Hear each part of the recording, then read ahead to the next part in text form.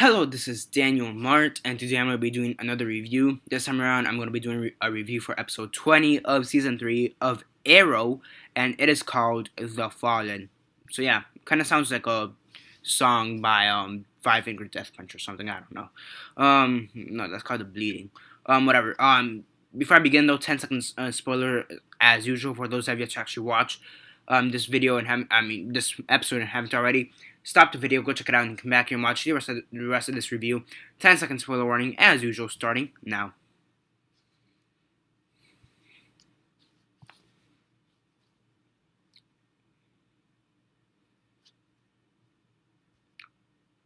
Okay, so 10 seconds are up. So for those of you to actually watch the episode and haven't already, please don't comment down below or be messaging me that I never gave you a fair warning, because as usual, I did.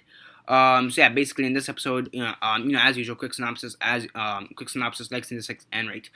So yeah, basically in this episode, it starts off with Oliver, and he finds Thea bleeding, or bleeding to death, from the events of the previous episode, and it's said by the people in the hospital, the doctors, says that she may not survive. Basically, this is still a scheming device or whatever, plot device of Ra's al Ghul to have Oliver join the League of Assassins. In this case, he bites. He basically bites the bullet and says, either my sister and join the League of Assassins, or she dies and see how else they try to torture me until I join the League. Basically, the deal between the League and Oliver now is that that they use the fountain, the fountain. I forget what it's called.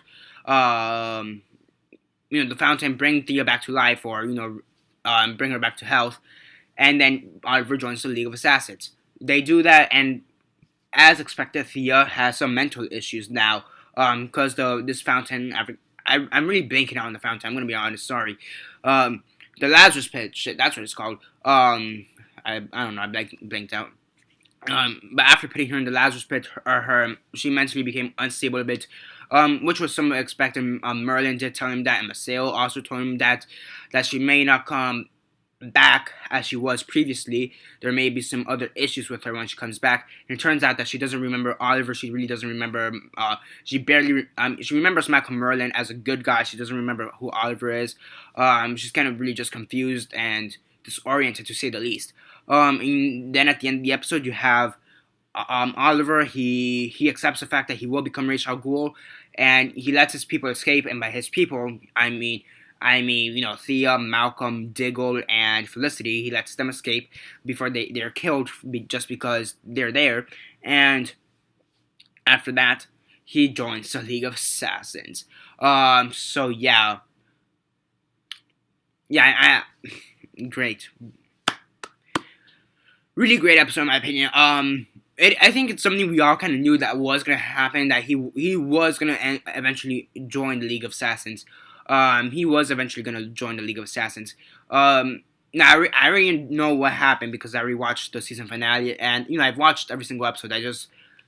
I'm just not up to date on reviews. So I know that what happens after this. I'm not going to spoil it in this video. But overall, I thought it was pretty well done in my opinion, just the way they kind of tortured Oliver to this point to get him to actually join the League of Assassins. It just shows how twisted Ra's al Ghul really is.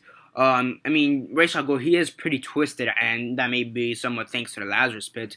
But it just shows you, it just comes to show how extreme he is when he wants something. He'll do anything, he'll hurt anybody just to get what he wants. And that's really the biggest thing about this episode. Overall, it's a great episode in my opinion. It's really great in my opinion. One of the better episodes of Arrow in my opinion. And really there's nothing else to say, because that's really the major point. Acting and the writing as usual are great. The action sequences are as usual great. I really just do like how Oliver, he was kind of saying goodbye to Felicity. One of the few episodes where Felicity doesn't piss me off. Lately, she hasn't pissed me off as much. I want to say since episode 18, 17, 18, she hasn't pissed me off as much. I think because now they actually know how to write for her. So yeah, it's kind of the same. For me, Felicity is like the Barbara Gordon of the Arrow Flarrow universe. And the reason I say Barbara Gordon is because in Gotham, Barbara Gordon is probably the worst developed character in Gotham. Same situation here. Felicity is one of the worst developed characters in Arrow, but I think now they're starting to know how to write for her. So yeah, overall, really great episode in my opinion. It's a really fantastic. I mean, he joins the League of Assassins. There's really nothing else to say. He joins the league. Yeah. On a scale of 1 to 10, 1 being the worst, 10 being the best, and 6 being decent, I'd give it an 8.5 out of 10. Overall, it's a really great episode in my opinion. There were a few times where Felicity did piss me off, but I do see where she was coming from in this case. Like, there are times where Felicity has a right to be kind of whiny and bitchy, and despite the fact that it does annoy me, I do see where she's coming from. And aside from those little nitpicks, there were a few other scenes that kind of slowed down the episode, but for the most part, they were pretty great. So yeah, 8.5 out of 10 is what I'd give this episode. So yeah, that's basically it for this review. Subscribe if you're not already subscribed. I do movie reviews, TV show reviews, and comic book reviews.